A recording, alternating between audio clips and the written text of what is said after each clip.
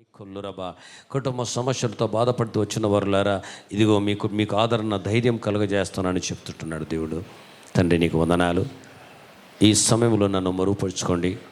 నీ లేఖనం ఉన్నట్టు మాతో మాట్లాడి మహిమ పొందమని యేసు నామమున బట్టి వేడుకుంటున్నాం తండ్రి, ఆమేన్. హల్లెలూయా. చేతుల్లో వారి దేవునికి స్తోత్రం చెప్పండి. హల్లెలూయా. ఈరోజు వినబోయే వాక్యం చాలా ప్రాముఖ్యమైన వాక్యం. దయచేసి ప్రతి వారు కూడా జాగ్రత్తగా దేవుని వాక్యము మీరు వినాలని నేను ప్రభువును నమ్ముని చేస్తున్నాను. ప్రభు దగ్గర నాకు చాలా ఫోన్స్ వస్తున్నాయి. కొంతమంది స్వస్థత కొరకు ఫోన్ చేస్తున్నారు, కొంతమంది ఉద్యోగుల కొరకు ఫోన్ చేస్తున్నారు, కొంతమంది సమస్యల కొరకు ఫోన్ చేస్తున్నారు. ఎలాంటి సమస్యలు అంటే, అయ్యా నేను సంపాదిస్తున్నా, నా భర్త సంపాదిస్తున్నాడు, కానీ మా ఇంట్లో ₹1 ఉండలేదు, మా ఇంట్లో ₹1 ఉండలేదు. నెల వచ్చేసరికి అసలు ఏమవుతుందో నాకు అర్థమైతే లేదు అని చాలామంది, నేను చాలా ప్రాంతాల నుంచి, నిన్నటి రోజు ఒక సహోదరి ధర్మారం నుంచి చేశారు, భార్య భర్తలు ఇద్దరు మరి భర్త షోరూంలో పనిచేస్తాడు, భార్య ఇంకో స్థలంలో పనిచేస్తాయి. మాకేం అంతుపడతలేదు సార్, కనీసం పిల్లల ఫీజు కట్టలేకపోతున్నాం. మేము ఉద్యోగాలు లేవని కాదు, ఉద్యోగాలు ఉన్నాయి, ఆత్మహత్య చేసుకోవాలనిపిస్తుందని ప్రేరేపణ, ఆత్మహత్య అనే ప్రేరేపణ సాతానిచ్చేది. మళ్ళీ చెప్తున్నా, దేవుడు మనలను పిలిచినప్పుడు వెళ్ళిపోతాం, ఆ మరణం వేరు. మనం స్వయంగా ఎప్పుడైతే చనిపోతామో సీదా నరకానికి వెళ్ళిపోతాం. మీకు విషయం తెలియజేస్తాను.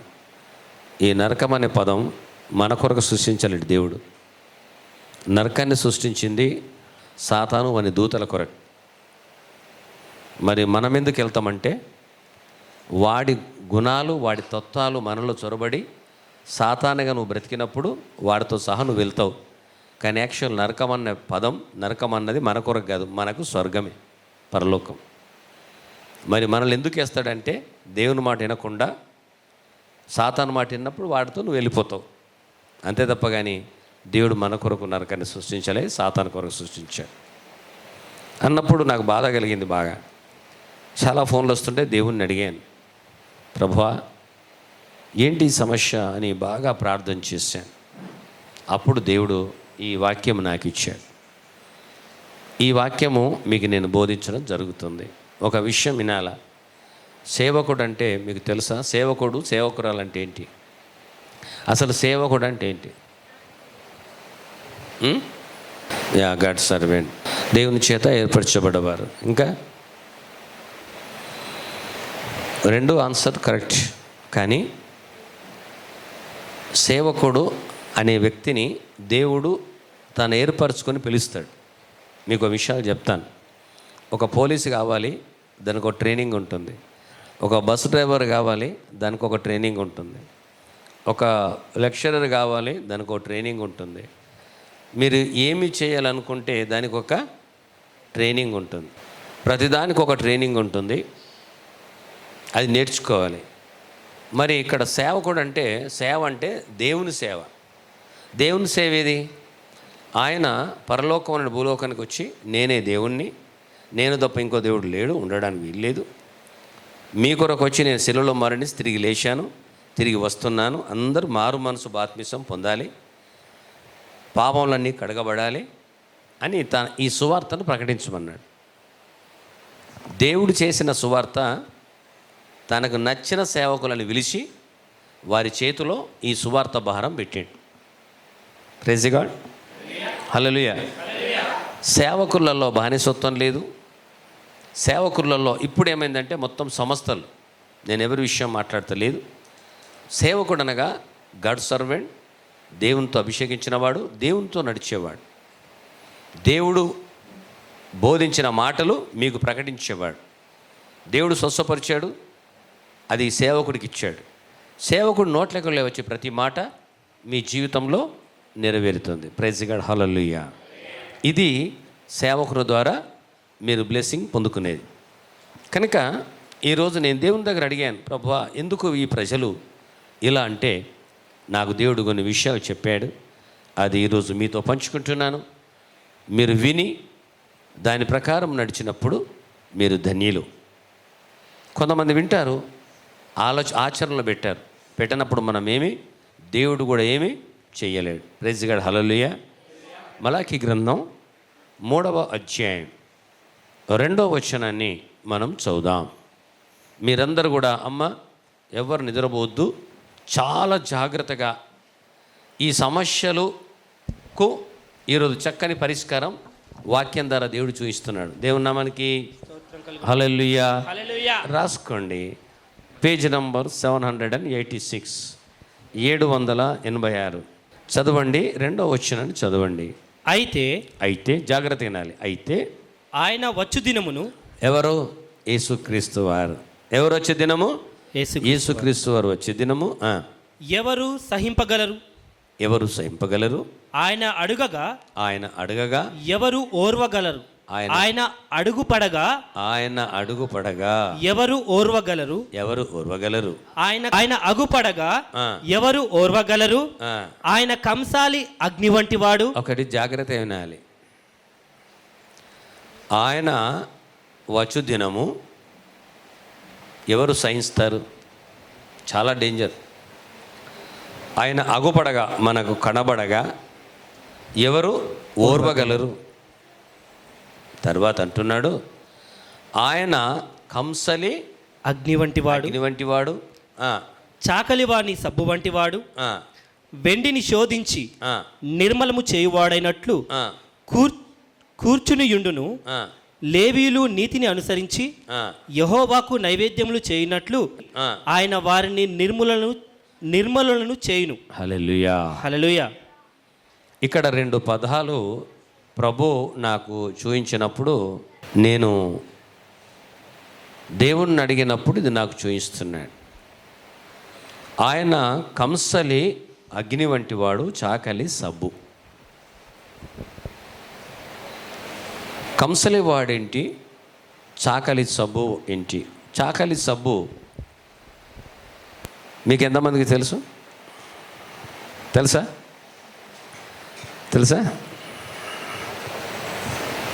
చాలా మటుకు ఇప్పుడు అన్నీ ఫ్యాషన్ అయిపోయినాయి కదా. చాకలి సబ్బు మా ఇంటికి వస్తే మా విలువ అవుతుంది కదా. రెయిన్ సబ్బు, లక్స్ సబ్బు, త్రిబులెక్స్ సబ్బు కదా. Okay, right. వాస్తవం చెప్తున్నాను, సాకలి సబ్బు ఇప్పుడు యూజ్ చేస్తారు. సాకలికి ఎంత జ్ఞానం ఉంది, బైబుల్ ఉన్న ప్రకారం నడుస్తారు. ఇది బైబుల్ ఉంది, క్రైస్తవులు గమనించాలా, దీని వాళ్ళకు కూడా తెలియదు. సాకలను అడగండి, సాకలి సబ్బు మా బైబుల్ ఉందని. అందుకనే సాకల చేతికి ఏమి ఇచ్చాడు దేవుడు? సాకలి సబ్బు ఇచ్చాడు. కనుక వాళ్ళంతా దేవుణ్ణి నమ్మాలి. గొల్లల చేతి గొర్రెలు ఇచ్చాడు. కేసీఆర్ ఇయ్యలే, ఏసై ఇచ్చినప్పుడు. మొనమోన్నెత్తుడి కేసీఆర్. Praise God. మీకు చూపిస్తాను బైబుల్లో ఎక్కడిచ్చిందో గొర్రెలు, అది కూడా చూపిస్తాను నేను. ఎవరు చేసినా బైబుల్ని చూసే నకలుగొట్టి చేస్తున్నారు తప్ప ఇంకోటి కాదు. అయితే ఇక్కడ ఒక విషయాన్ని గమనిస్తే, ఆయన కంసలి అగ్ని వంటి వాడు. ఇది స్త్రీలకు బాగా తెలిసి ఉండాలి ఈ విషయం, పురుషుల కన్నా ఎక్కువ. కంసలి వారి పని ఏంటండి చెప్పాలా? స్త్రీలు అమ్మా ఏం చేస్తారు? కంసలి వారు ఏం చేస్తారు? ఇత్తడి చేస్తారు, బంగారు వాళ్ళని కూడా చేస్తారు, కరగబెడతారు. యాక్చువల్గా గోల్డ్ చేసేవారు. మనము మార్కెట్కి వెళ్ళి ఒక గోల్డ్ బిస్కెట్ తీసుకొస్తాం. ఎవరికి ఇస్తాం? అది ఆయనకి ఇస్తాం. ఆయన ఏం చేస్తాడు? దాన్ని కరగబెడతాడు. లక్షలు పెట్టి కొంటారు కదా, కరగబెడతాం. అది కరగబెట్టకపోతే మీరు ధరించుకోలేరు. చైన్ కానీ, రింగు కానీ, నెక్లెస్ కానీ చేయించుకోలేరు. అది ముందేం కావాలా? కరగాల. అది కరిగినప్పుడు చక్కని నెక్లెస్ అవుతుంది, చక్కని చైన్ అవుతుంది. మనము దాన్ని మెడలో వేసుకుంటే 10 మంది చూడాలని ఆశపడతాం. నా కమ్మలు చూశారా, నాకు నెక్లెస్ చూశారా, నా రింగు చూశారా, నా చైన్ చూశారా? అబ్బో నువ్వు ఎడ చేయించినావు, నీది మెరుస్తూనే లేదు అంటే బాగా చేయలేడని అర్థం, కరగలేదని అర్థం. అందుకనే దేవుడు ఇది ఎందుకు పోల్చాడంటే, కంసలి అగ్ని వంటిది ఎందుకు పోల్చాడంటే, అది వేడిలో కాలినప్పుడు అది కాలకపోతే అది స్వచ్ఛమైన బంగారుని తయారు కాదు. అయ్యో నా బంగారు కాలుతున్నది, అది కరిగిపోతున్నది అని నాది నాకు ఇవ్వంటే దాన్ని నువ్వు మెడలేసుకొని తిరగలే. ఈరోజు ప్రభు చెప్తున్నాడు, క్రైస్తవ దేవుని నమ్ముకున్న బిడ్డలను ఆ గోల్డ్ షాప్ అయినా ఏ విధంగా దాన్ని కరగబెడతాడో, కంసలను ఏ విధంగా కరగబెడతాడో, నీ జీవితాన్ని కూడా దేవుడు కరిగించి చక్కని ఒక నెక్లెస్గానో చక్కని చైన్గానో దేవుడు ముందు నిలబెట్టే బిడ్డగా నిన్ను తయారు చేయాలనుకుంటున్నాడు. చప్పటి కొట్టండి హల్లెలూయా. నిన్ను ఆ స్థితిలో నిన్ను ఆశీర్వదించాలనుకుంటున్నాడు. Right? Praise God, praise God. మరి దానికి ముందు అది ఏం అనుభవించాలా? శోధన అనుభవించాల, దానికి వచ్చే కష్టము అనుభవించాల, దానికి వచ్చే బాధ అనుభవించాలి. మనం ఈరోజు దేవుని సన్నిధిలోకి వెళ్ళబోతున్నాం. నేను 100% చెప్తాను, పరలోకం చూశాను, నరకం చూశాను, చూసి నాకు చూయించే సేవకు పంపించాడు. నేను ఇంకొక విషయం మాట్లాడాను, మనందరం కూడా దేవుని రాజ్యం వెళ్తాం. Praise God. ఏమైనా డౌట్ ఉంటే చెప్పండి, ఎవరైనా వెళ్ళమంటే. ఎవరు వెళ్ళారంటే ఈ కంసల వారిలాగా మనం కరగబడాలి, మన పాపం అనే జీవితము కడగబడాలి. మనలో ఉన్న ప్రతి పాపము క్రీస్తు రక్తంలో కడగబడాల. అప్పుడు నువ్వు ఏమవుతావంటే స్వచ్ఛంగా తయారవుతావు, కనుక దేవుని సన్నిధిలో నీవు నిలబెట్టగలుగుతావు. రెండోది ఏమన్నాడు? చాకలి సబ్బు. ఈ సబ్బుతో ఏం జరుగుతుంది? మనం ఉతికినప్పుడు మన మనలో మొత్తము మురికి వెళ్ళిపోతాం. దేవుడు సబ్బుతో వాటితో ఎందుకు పోల్చాడంటే, నీ జీవితంలో కూడా నిన్ను కడిగి శుద్ధీకరించాలనుకుంటున్నాడు, నీ జీవితంను పరిశుద్ధంగా చేయాలనుకుంటున్నాడు, నీ జీవితంలో నిన్ను ఆశీర్వదించాలనుకుంటున్నాడు. Right? Praise the Lord. Hallelujah, hallelujah, hallelujah. అందుకనే ఇక్కడ అంటున్నాడు, అగ్గి వంటిది, చాకలి సబ్బు వంటి వాడు. అయితే ఇక్కడ రెండు విషయాలు మనం గమనిస్తాం. ఒక మాట అంటాడు కీర్తన గ్రంథంలో 34వ అధ్యాయం 7వ వచనంలో మాట అంటాడు. మనం ఈరోజు ఈ వాక్యము చాలా జాగ్రత్తగా వింటే మీకు అర్థమవుతుంది. 34వ అధ్యాయం 7వ వచనం, యెహోవాయందు భయభక్తులు గలవారి చుట్టూ. అమ్మా, నిద్రపోయేల చుట్టూ అంటలేడు, భయము భక్తి. ప్రైజ్ గాడ్, హల్లెలూయా, ప్రైజ్ గాడ్, హల్లెలూయా. చదవండి. యెహోవాయందు భయభక్తులు గలవారి, యెహోవాయందు భయభక్తులు గలవారు వారి చుట్టూ ఆయన దూత కావలియుండి వారిని రక్షించును. ప్రైజ్ గాడ్, హల్లెలూయా. చేతులు దేవుని స్తోత్రం చెప్పండి. హల్లెలూయా. ఇక్కడ ఒక మాట ఉంది, ఆశ్చర్యం కదూ. ఎవరి చుట్టూ దేవదూతలు ఉంటారట? ఆయన యందు భయము భక్తి కలిగిన వారి చుట్టూ. వారిని కాపాడతారట. అంటే వారు చేసే ప్రార్థన, వారు చేసే విజ్ఞాపన, ఈయన బిడ్డ దేవుని యందు భయము భక్తిగా ఉంది కనుక వారి ప్రార్థన వినాలని, వారిని ఆశీర్వదించాలని దేవుడు నిత్యం ఎదురు చూస్తున్నాడు. రైట్? Praise God. రెండోది ఏంటంటే, అమ్మ జాగ్రత్తనండి, వారి చుట్టూ ఎవరున్నారట? దేవదూతలు. ఎవరి చుట్టూ? ఆయన యందు భయము భక్తి గల వారి చుట్టూ ఎవరున్నారు? దేవుని. మరి భయము భక్తి లేని వారి చుట్టూ? దేవుని భయము భక్తి లేదనుకోండి, నువ్వు ఎంత ప్రార్థన చేసినా, ఎన్ని ఉపాసాలు చేసినా అది గాలిలో దీపం పెట్టినట్లే ఉంటుంది. ఇది నేను చెప్తలేదు, బైబిల్ చెప్తుంది. మళ్ళీ చెప్తున్నాను, దేవుని యందు భయం ఉండాలా. భయం ఉన్న వాళ్ళకి ఏముండాలా? భక్తి ఉండాలా. మేము మళ్ళీ చెప్తున్నాను, జాగ్రత్తగా వినండి. యెహోవా యందు మన ప్రార్థనలు దేవుడు వినకపోవడానికి, ఆశీర్వాదం రాకపోవడానికి, సమస్యలు తీరకపోవడానికి ప్రధాన కారణం అగ్గిలో నువ్వు కడగబడినట్టు నువ్వు కాల్చబడాలి, సాకలి సబ్బులాగా నువ్వు ఉతకబడాలి. నిన్ను వాక్యం ద్వారానే దేవుడు ఏమండి కాలుస్తాడు, నిన్ను కడుగుతాడు. చాలామందిలో ఇది ఉండదు. ఎందుకు వెళ్తున్నారో తెలియదు, ఎందుకు వస్తారో తెలియని పరిస్థితి ఉంటుంది. మన సంఘం అట్లా లేదు. అయితే దేవుని యందు భయం ఉన్న వారికి ఏముండాలా? భక్తి. నటించవద్దు. వీరి ఇంట్లో పండుకున్నా, నువ్వు బస్సులో ప్రయాణం చేసినా, నువ్వు ఎక్కడున్నా వారి చుట్టూ ఎప్పుడు ఎవరుంటారు? దూతలు ఉంటారు. భయం ఉన్నవాడు దేవుని మాట వింటాడు, దేవుడు భక్తిలో నడుస్తాడు.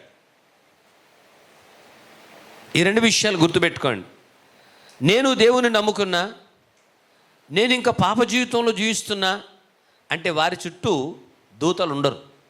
ఎందుకుంటారంటే ఆల్రెడీ నువ్వు నీ పాపములు కడుక్కొని నువ్వు రక్షణ తీసుకున్నావు. నువ్వు దేవుణ్ణి నమ్ముకున్నావు, నమ్ముకొని నువ్వు తప్పు చేస్తున్నావు కనుక నీ చుట్టూ దూతలు ఉండరు. మళ్ళీ చెప్తున్నాను, నువ్వు నమ్ముకొని తప్పు చేస్తున్నావు కనుక నీ చుట్టూ దూతలు ఉండరు. నువ్వు నమ్మనప్పుడు తప్పు చేస్తున్నావు కనుక దూతలను పంపించి నిన్ను మారుస్తాడు. నమ్మని విశ్వాసించని వారు ఒకవేళ ప్రార్థన చేసిన దేవుడు విని వాళ్ళని రక్షిస్తాడు. నువ్వు నమ్మి రక్షణ తీసుకొని తిరిగి నువ్వు పాపం చేస్తుంటే నీ చుట్టూ దూతలు ఉంచరు, నీ ప్రార్థన వినడు. ఇది బాగా ఆలోచించవలసిన విషయం. మరి ఈ సమస్యకు పరిష్కారం ఏంటి అంటే, నీకు భయం లేదు, భక్తి లేదు కనుక నువ్వు చేసే ప్రార్థన దేవుని దగ్గరికి వెళ్తలేదు కనుక నీకు ఆన్సర్ వస్తలే కనుక దీవెన లేవు, నీ సమస్యలు, నీ అప్పుల నుంచి నువ్వు విడుదల పొందుతలేవు, నీ అనారోగ్యం నుంచి విడుదల పొందుతలేవు. బాగా ఆలోచించండి. ఇంతవరకు నేను చేస్తున్న ఉపవాస ప్రార్థన చేస్తున్నాను కానీ నా ప్రార్థనకు ఆన్సర్ ఎందుకు వస్తలేదంటే దూతలు నీ దగ్గర లేరు అని గుర్తుపెట్టుకో. దేవుని భయం ఉన్న వాళ్ళకు భక్తి ఉండాలి. భక్తి ఉన్న దగ్గర దేవుడు ఉంటాడు. మీకు ఒక విషయం తెలియజేస్తాను. ఆదికాండము 4వ అధ్యాయము 4-5 వచనాల్లో మొదటి మానవులలో భయము భక్తి ఎవరికి ఉంది, ఎవరికి ఆశీర్వాదం వచ్చింది, ఈరోజు ఆశీర్వాదం మనకి ఎందుకు లేదు? అమ్మ, ఈ వాక్యమని మీరు ప్రార్థన చేయండి. మీ సమస్యలు పోవడానికి పరిష్కారం ఒకటే, బైబుల్ తప్ప ఈ ప్రపంచంలో ఎవరు లేరు. నీ జీవితాన్ని కట్టేది బైబుల్, నిన్ను ఆశీర్వదించేది బైబుల్, నీ అప్పులు తొలగించేది బైబుల్. నన్ను చాలామంది అంటారు. మీకు ఒక విషయం చెప్తాను, ఒక నిమిషం ఆగాలి. పాస్టర్ అమ్మగారు మాకు ఒక విషయం చెప్పారు. ఒక రోజు అమ్మగారు ఠాగూర్ స్కూల్లో హెచ్ఎంగా పనిచేసింది, సుభాష్ నగర్లో. నా మ్యారేజ్ కన్నా ముందు, నా మ్యారేజ్ తర్వాత కూడా. నాకు ఒకరు చెప్పేది 200 రూపీస్ జీతం చేసిందట. 200 రూపీస్. ఈ ఠాగూర్స్కి వచ్చినాక మరి వాళ్ళ సిస్టర్స్, కొలీగ్స్, ఈమె హెడ్ జీతం ఎక్కువ ఉంటుంది కానీ నెలసరికి అమ్మగారు చెప్పింది, నేను చెప్పింది కాదు. నెలసరికి ఈ వాక్యం ధ్యానిస్తున్నప్పుడు దేవుడు నాకు గుర్తు చేశాడు. ఆమె డబ్బులు అయిపోతున్నాయనట అమ్మాయి. అప్పుడు ఒకరోజు బేబీ అనే సహోదరుని వాళ్ళ సిస్టర్ని అడిగిందట, బేబీ మరి మీ డబ్బులు ఉంటున్నాయి, డబ్బులు అయిపోతున్నాయి ఎందుకంటే, అప్పుడు ఈమె హెడ్ కనుక అప్పుడు ఆ సిస్టర్ ఏం చెప్పిందంటే, మా మమ్మీ మందిరానికి వెళ్తుంది, ప్రాముఖ్యంగా మా మమ్మీ మాకు నేర్పింది ఏంటంటే, తన జీతంలో నువ్వు జీతం చేసిన ఒక దుప్పటి కొన్నా, నువ్వు మార్కెట్కి పోయినా, నువ్వు ఇంట్లో వస్తువులు కొన్నా దశభాగం తీసుకెళ్ళి దేవుని యొక్క మందిరంలో ఆమె వేస్తుంది. అక్క మాకు ఇది నేర్పింది, దాని వలన మాకు ఆశీర్వాదం ఉందన్నప్పుడు అమ్మా మీరే చెప్పారు కదా, రైట్. అయితే అప్పుడు అమ్మగారు ఆ నెల నుండి స్టార్ట్ చేసిందట, నా మ్యారేజ్ కన్నా ముందు. ఈ నెల వచ్చేసరికి ఈమె డబ్బులు ఈమె చేతిలో స్టాక్గా ఉన్నాయట. ఆ రోజు నుంచి ఇంతవరకు తన లైఫ్లో దశభాగం అన్నది తన దగ్గర పెట్టుకోవడానికి వీలు లేదు. ఇక్కడ మనకు ఒక డౌట్ వస్తుంది. ఇది నేను చెప్తలేదు, బైబిల్లో విషయం మీకు తెలియజేస్తున్నాను, మీ సమస్య పోవడానికి పరిష్కారం ఏందని. తానుకు బోధించినప్పుడు ఒక సహోదరి ఆ మాట విని ఆ మార్గంలో నడిచింది కనుక తన ఇల్లును కట్టుకున్నది. ప్రైజ్ ది గాడ్, హల్లెలూయా. జాగ్రత్త వినండి. ఇక్కడ ఈ ఆది కాండంలో 4వ అధ్యాయం 4-5 వచనాలు ఒకసారి మీరు చూడండి. హేబేలు కూడా తన మందలో తొలుచూరున పుట్టిన వాటిలో క్రొవ్విన వాటిని కొన్ని తెచ్చాను. యెహోవా హేబేలును అతని అర్పణను లక్ష్యపెట్టాను. కయీను అతని అర్పణను ఆయన లక్ష్య పెట్టలేదు. కాబట్టి కయీనుకు మిక్కిలి కోపం వచ్చి అతడు తన ముఖము చిన్నబుచ్చుకొనగా యెహోవా కయీనుతో, నీకు కోపమేలా, ముఖము చిన్నబుచ్చుకొని ఉన్నావేమి? నీవు సత్క్రియ చేసిన ఎడల తలనెత్తుకొనవా? హల్లెలూయా, హల్లెలూయా. ఎవరు తలెత్తుకుంటారండి? సత్క్రియ చేసిన వారు. సత్క్రియ అంటే దేవుని దగ్గర నీవు వాక్యానుసారంగా బ్రతికినప్పుడు నువ్వు తలెత్తుకొని ప్రార్థన చేస్తావు. దేవుని మాట విని కూడా లేఖనానుసారంగా నువ్వు జీవించకపోతే తలదించుకొని, అనగా నువ్వు దేవుని దగ్గర ఒక నిర్దోషిగా నిలబడతావు. 2 విషయాలు మీకు తెలియజేస్తాను. ఏమన్నాను? కేసీఆర్ ఇప్పుడు గొర్రెలు వస్తున్నాయి, ఇది బైబిల్లో చూసిన మాటనే. ఆది కాండంలో తమ్ముడు అన్న ఉన్నారు, కయీను హేబేలు. కయీనుకు దేవుడు ఏమిచ్చాడు? వ్యవసాయం ఇచ్చాడా? రైట్. అన్నకు ఏమిచ్చాడు? తమ్ముడికి కాదు, అన్నకు వ్యవసాయం ఇచ్చాడు, తమ్ముడికి ఏమిచ్చాడు? Okay, praise the God. అంటే బైబిల్ తీసి చేసిందా, ఎట్లా చేసింది? రైట్. ఇప్పుడు పేదవాళ్ళ భూమి వస్తున్నారు, అది కూడా బైబిల్లో తీసేట. పెద్దోడికి ఏమి ఇచ్చారు? పెద్దోడికి భూమి. ఇదంతా కూడా బైబిల్లోదే. 108 అంబులెన్స్ బైబిల్లోదే. బైబిల్లో లేనిది ఏది లేదు. అయితే జాగ్రత్తగా వినాలి. ఇప్పుడు మనం ఆ స్థితిలో ఉండొద్దు. తమ్ముడి యొక్క అర్పణలు దేవుడు అంగీకరించాడు. Praise God, hallelujah. తమ్ముడి యొక్క అర్పణలు దేవుడు బ్లెస్ చేశాడు. Right, praise God.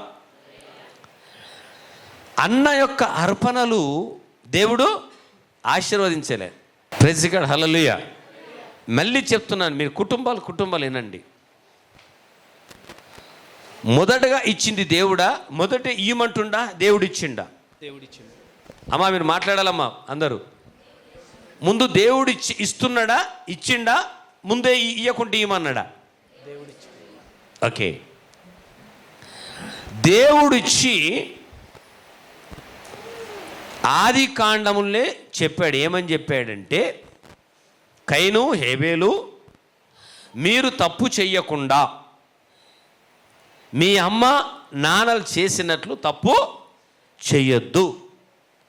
వారు నా మాట వినక పండు తిని మరణం తెచ్చుకున్నారు. మీరన్నా జాగ్రత్తగా ఉండాలని దేవుడు వాక్యం బోధించాడు. అదే సేవకులను బోధించమంటున్నాడు. కానా కపడా సోనా మకాన్ కాదు, ఇవన్నీ దేవుడి దగ్గర ఉన్నాయి. కానా కపడా మకాన్ సోనా, అర్థమవుతుందా? మనం వేసుకునే వస్త్రాలు, ఇల్లు, జాగా అవన్నీ కూడా దేవుడికి తెలుసు.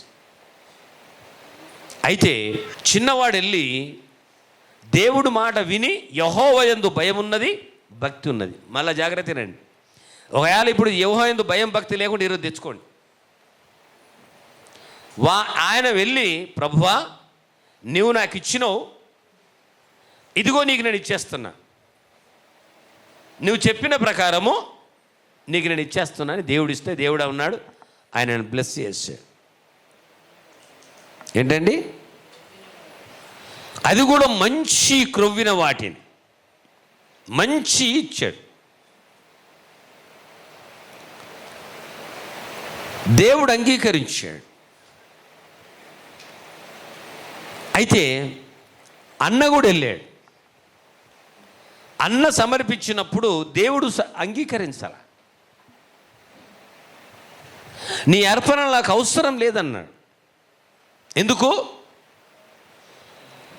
సనుగుతూ గునుగుతూ బలవంతంగా దేవునికి సమర్పిస్తున్నాడు. బలవంతం క్రైస్తవులు బలవంతంగా మందిరానికి వచ్చినా, బలవంతం ప్రార్థన చేసినా, బలవంతంగా దేవునికి ఇచ్చినా దేవుడు నిన్ను ఆశీర్వదించాడు. Praise God. చాలామంది ఈ విషయాలు చెప్పడానికి ఏం చేస్తారు? భయపడతారు. ఎక్కడ మందిరానికి మానుకుంటారా అని. నో ప్రాబ్లం, వచ్చిన వాళ్ళకు వాక్యం చెప్తాం. దేవునికి స్తోత్రం కలుగును గాక. మన సంఘస్థులు అలాంటి వారు గారని నాకు తెలుసు.